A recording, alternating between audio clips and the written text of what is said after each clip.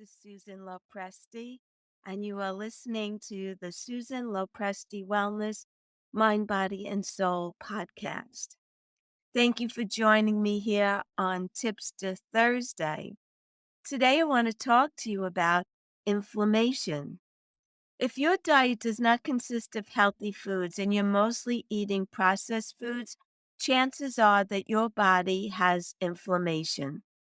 Think of inflammation as the body's natural response to protect itself against harm. There are two types of inflammation: acute and chronic inflammation. You're probably more familiar with acute inflammation, which occurs when, let's say, you bang your knee or you cut your finger or you get hurt in some way. Your immune system dispatches an army of white blood cells to surround and protect the area, creating visual redness and swelling. The same process will happen if you have an infection like the flu or pneumonia. In these settings, inflammation is essential. Without it, injuries could fester and simple infections could end up being deadly.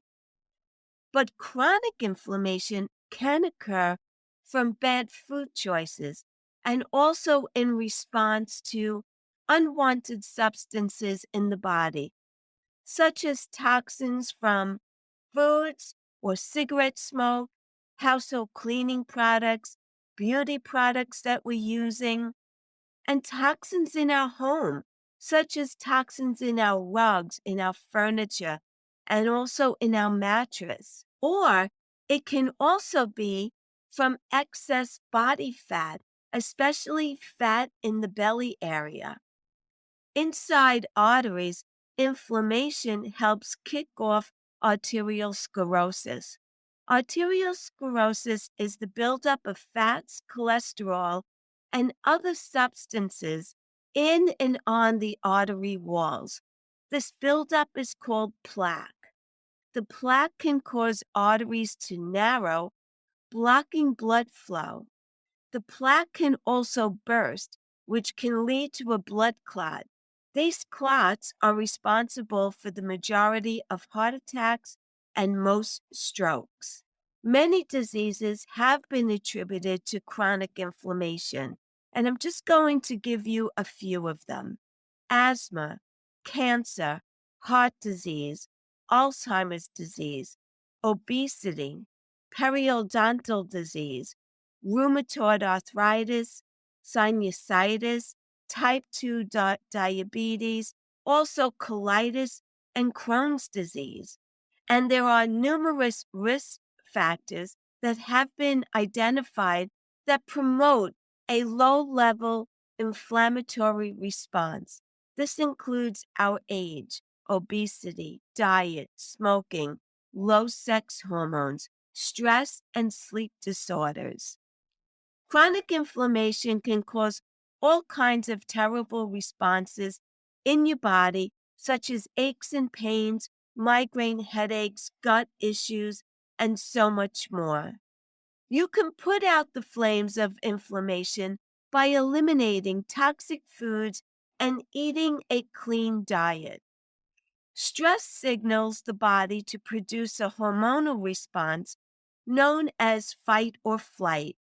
While stress serves as a protection mechanism to alert us to harm, many people today are living in a state of chronic stress.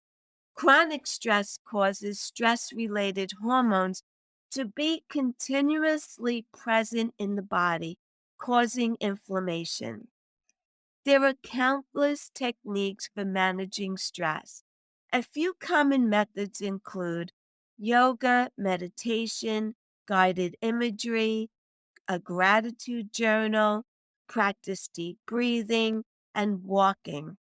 Also, getting restful sleep every night is essential in combating inflammation. While we sleep, our body performs key healing and restoration processes. The average healthy adult needs 7 to 9 hours of sleep each night. Are you getting enough? If you wake up feeling tired or you feel sluggish during the day, chances are you need more sleep. If you have difficulty getting to sleep or staying asleep, try developing a nighttime routine to help signal your body when it's time to rest. You could avoid eating or drinking caffeine in the hours right before bedtime. Participate in calming activities such as going for a walk or meditation or stretching. Turn off your electronics at least an hour before going to sleep. Take a nice warm Epsom salt bath. Journal before going to sleep. The following strategies can help you dial down inflammation so it doesn't derail your quality of life. Make an oil change. Dump the inflammatory vegetable oils for olive oil, coconut oil, or ghee. Make breakfast a protein shake. Load it with all your favorite anti inflammatory foods like unsweetened coconut milk, freshly ground flaxseed or chia seeds, avocado, frozen raspberries, and leafy greens like kale. Eat more fat. I know that sounds counterintuitive, but it's true. Load up on healthy anti inflammatory fats. Quality matters here. Grass fed and wild meats are much higher in anti inflammatory fats than their inferior grain fed versions. Eliminate sugar from your diet. Sweet and starchy foods raise blood sugar, increasing insulin and spiking inflammation.